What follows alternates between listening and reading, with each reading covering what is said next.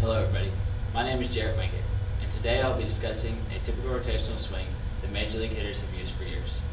I figured this would be a good topic for me to discuss because I also use this swing. In a typical rotational swing, there are 6 major steps. The first step consists of the batter getting a good stance.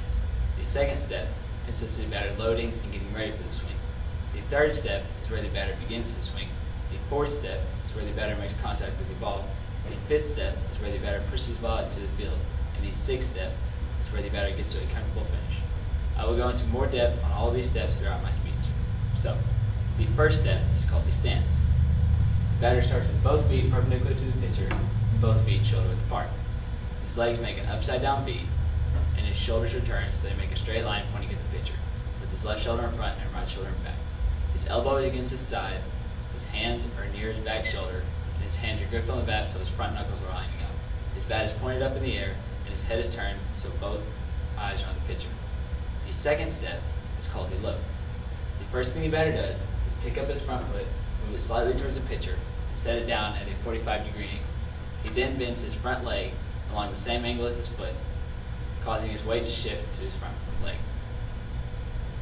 He keeps his shoulders, he twists his shoulders slightly, keeps his hands near his back shoulder, keeps his elbow against his side, and grips the bat with front knuckles still lining up. His bat is still pointed up, his head is still turned so both eyes are still on the pitcher.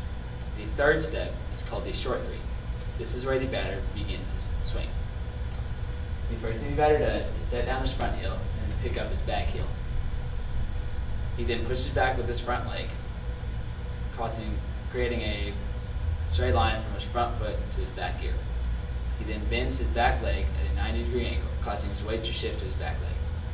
He begins to rotate his back foot towards the pitcher and his hips towards the pitcher. He also begins to rotate his shoulders towards the pitcher. He keeps his elbows against his side, brings his hands above his back shoulder, and creates a parallel line with his forearm in the ground. He puts the barrel of the bat in the fly path of the ball, and keeps his head twisted so both eyes are still on the pitcher. The fourth step is called the power three. This is where the batter makes contact with the ball.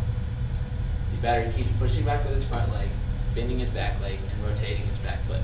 He also keeps rotating his hips and shoulders. He brings the bat away from his shoulder and makes contact with the ball. He keeps his elbow against his side, hands above his shoulder, and a parallel line with his forearm in the ground. He keeps his head rotated so both eyes are still on the pitcher. The next step is called a power V. The batter keeps pushing back with his front leg, keeps bending his back leg, keeps rotating his back foot. He also keeps rotating his hips and shoulders. He brings his arms around his body until they make a V. The bat goes out in a straight line past the V. The line created by the bat and the V of the arms should point over the outfield ball. The spot on the outfield ball where the bat and shoulder are pointing is determined by where the batter hits the ball. His head is still turned so both eyes are still on the pitcher. The last step is called the finish. This is where the batter gets to a comfortable finish. By now, the batter's back foot should be rotated until it's pointing at the pitcher, and the batter's hips should be rotated so they make a line perpendicular to the pitcher. His knees should still be bent, and his front leg should still be pushing back. His shoulders should be rotated until they create a line pointing slightly to the right of the pitcher with his right shoulder in front and left shoulder in back. His arms should fold and hands roll over, coming straight to his back shoulder. His bat should be pointing down behind his back shoulder.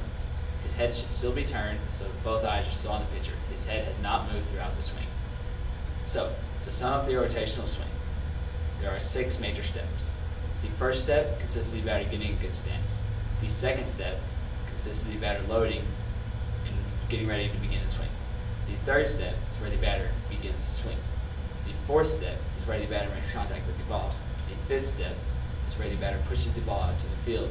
And the sixth step is where the batter gets to a comfortable finish. If you complete all these steps, you too can complete a rotational swing. And who knows, with a little practice, you might be able to hit home runs just like the guys in the